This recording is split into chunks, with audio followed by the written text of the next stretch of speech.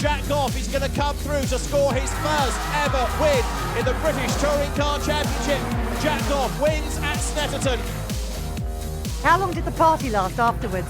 Not very long, to be honest. I had to get in my car and drive home, so didn't even have my girlfriend in the car. So she was in her own car and I was in my car, so I sat in silence pretty much the whole way home.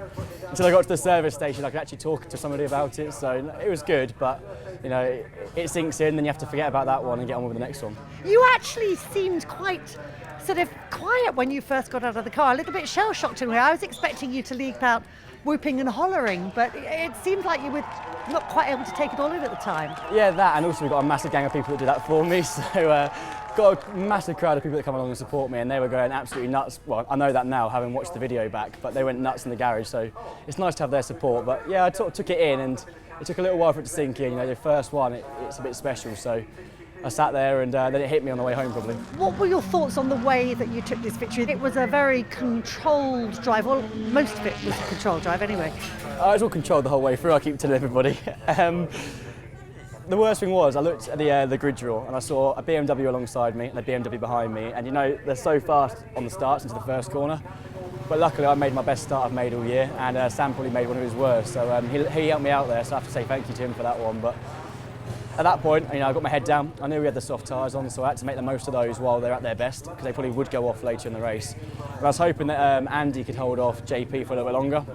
Start of the second lap, I saw him in the mirrors and I thought, of all the people I want behind me right now for my first win is JP. But I got my head down and managed to control the gap and look after the tyres, and you know, I held on to almost the last corner until we had our moment, and then my heart started to race a bit to the finish line. It's taken you 75 races to get your first Btcc win. Yeah. But is that longer than you expected, shorter than you expected, or about what you expected? Because this is not an easy championship to get victories in, is it? It's not. You know, I would have liked it to come earlier, but you have to look at the grid, and you know, there's like 8 champions from British touring cars on the grid. You've got Andy Prio, who's 3 times world touring car champion. So the people you're racing against out there, they're no slouches and they're not stupid. So they've got every trick in the book to go out there and try and beat you. So I'm happy it's come now, but yeah, I'd like it to come a bit sooner. It's the first win for MG this season. Does that now give you bragging rights over your illustrious championship-winning teammate Andrew Jordan? He's still got a championship in the bag, hasn't he? So this is a bit bigger than mine. But it's nice to get the first one for the team. But to be fair, me and Andy both want to win more. We want to win every single race we go into. We know that's not possible, but you know, we want to be out there competing for wins in every single race. So we won't be happy until we're 1-2. So now you've got that monkey off your back. I guess the aim is wins in the first and second races, yeah?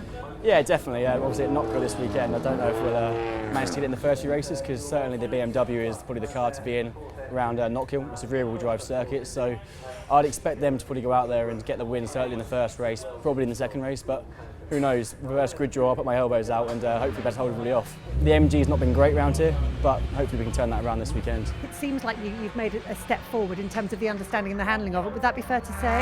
Yeah, I mean, I didn't do much running over the summer break, but I did nothing at all, so it's quite relaxing for me. Andy and the guys did the tyre test, and they did about 130 laps, so we knew going to Snet they'd found a few things with the car that could help us. And I just took the reward for that, really. You know, thanks Andy for doing all the hard work, and I'll get the reverse grid draw and go away and get the win. So thank you very much.